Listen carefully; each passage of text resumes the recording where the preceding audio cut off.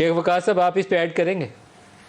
और मैं इसमें ऐड ये करूंगा जी कि ये अगर ड्यूटी और कस्टम्स के बगैर भी वो चीज़ें जो है यहाँ पे ले आए, चले वो किसी एक कीमत पे तो लोगों को मिल जाएगी, मगर आप ये बताए ना डॉलर का एक्सचेंज रेट के हिसाब से अगर ये ड्यूटी उस ऊपर नहीं भी लगाएंगे तो उससे जाके भी क्या लोग अफोर्ड कर सकेंगे?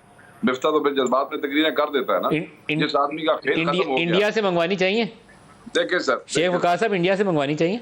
देखिए जी, मैं तो बिल्कुल इस बात का हामी रहा हूँ कि आसपास के जो पड़ोसी हैं उनके साथ इसका ट्रेड होना चाहिए, मगर अभी हमारे हालात ऐसे कोई नहीं है। जो हालात अभी पिछले साल बने, मैं नहीं समझता कि इंडिया से कुछ जा सकेगी। उन्हीं बगैरतों ने तो यहाँ पे वो दरिया में जो पानी छोड़ा है उसके बाद जो हमारी हालत हुई है, जना आगे पानी छड़ के सारा नुकसान किया उन्हें, सानू क्या ट्रेड साड़ा करना है।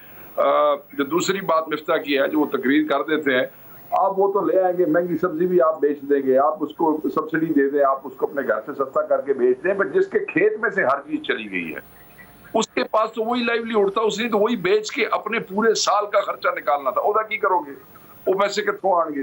जिन्नियां फसला, जिसके जानवर एक एक गाय भैंस 5-6 लाख रुपए दी माजे वाले साहब, अब जिनकी वो चली गई, खत्म हो गई, जिससे वो पूरे साल का सिलसिला चलाता था, उस बेचारे का क्या होगा? तो हालात बहुत सारे खराब हैं। और हम जो है, हम बेशर्मों की तरह जो सियासी पार्टियां हैं, हम वो लगे हुए हैं एक दूसरे के सियासत करने के लिए, एक दूसरे से लड़ने के लिए। तू है नहीं कीता, तू है नहीं कीता। ये पाकिस्तान सबका है, खुदा का ना है।